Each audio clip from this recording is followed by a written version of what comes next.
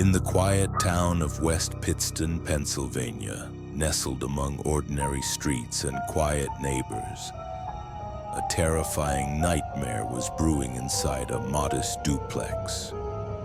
What appeared to be a normal home became the epicenter of one of the most disturbing and controversial paranormal events in American history.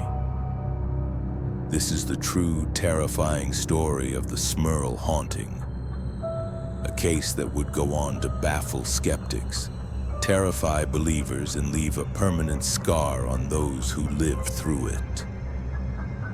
It all began in 1973 when Jack and Janet Smurl moved into a simple duplex at 328 Chase Street with their 4 daughters. Jack's elderly parents moved into the adjoining side of the house, and the family hoped for a fresh start. But their peaceful dreams were quickly shattered. At first, the disturbances were small. A radio would turn off by itself. Tools would vanish only to reappear days later in strange places. A foul smell like rotting flesh would waft through the air, but no source could be found. At the time, these odd occurrences were easy to brush off. But as the weeks passed, the activity began to escalate, growing in strength and intelligence. By the late 1970s, the disturbances were impossible to ignore. Loud pounding noises echoed through the walls without explanation. The air in certain parts of the home would suddenly become ice cold. Janet often reported hearing whispers when she was alone, and Jack noticed that a rancid, sour smell seemed to follow him from room to room. Their dog would growl and bark at empty corners, as if something invisible was standing there. One afternoon, as Janet folded laundry in the bedroom, the room dropped several degrees in seconds. Before she could react, an unseen force lifted her off the ground and hurled her across the room. What had started as minor annoyances had transformed into physical assault. The violence only escalated. Appliances malfunctioned or exploded without warning. Cabinets slammed open and shut. The walls would ooze with a black tar-like sludge that no one could explain. And then came the entities. Jack reported waking up to a terrifying presence hovering over him, a creature that resembled an old, decaying woman. According to Jack, he was sexually assaulted by this demonic figure multiple times. Janet, too, was attacked, bruised, scratched, and even bitten by invisible forces. Their daughter, Dawn, began sleepwalking and speaking in a voice that didn't sound like her own. Whatever haunted the house had now fully taken control. By 1985, the Smurl family was desperate.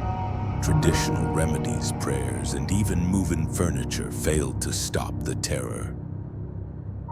That's when they reached out to renowned paranormal investigators Ed and Lorraine Warren, the same couple known for their work on the Amityville Horror and the Annabelle case. When the Warrens arrived, Lorraine claimed she immediately sensed a dark cloud of evil inside the home. According to the couple, 4 separate entities were haunting the Smurls, including one powerful, malevolent demon that had taken a special interest in tormenting them. News of the case quickly spread beyond the town and into the national media. Reporters flooded the street, cameras captured interviews with Jack and Janet, and neighbors began speculating. Some believed the family, others thought they were making it up. A few wondered if stress or mental illness played a role. But even skeptics admitted that something strange was happening inside that house. Eventually, the Catholic Church agreed to investigate. After initial hesitation, they sent Father McKenna, a priest experienced in exorcisms. He performed multiple rites over the course of several visits. At first, the activity seemed to decrease, but it never stopped completely. Even the church seemed puzzled by the resilience of whatever lurked inside those walls. After over a decade of torment in 1989, the Smurl family made a final decision. They moved out. They relocated to a new home and reported that finally the disturbances ceased. The demon, whatever it was, had not followed them. As for the house at 328 Chase Street, it was later occupied by a new family. Strangely, they never reported any paranormal activity. So what really happened in that Pennsylvania duplex? Was the Smurl haunting truly a demonic case? Or was it the product of psychological stress, media hype, or a desperate plea for help? Perhaps we'll never know, but one thing is certain. The Smurl haunting remains one of the most chilling and mysterious paranormal cases on record. A haunting that turned a family's life into a waking nightmare. Whether you believe in the supernatural or not, some houses remember,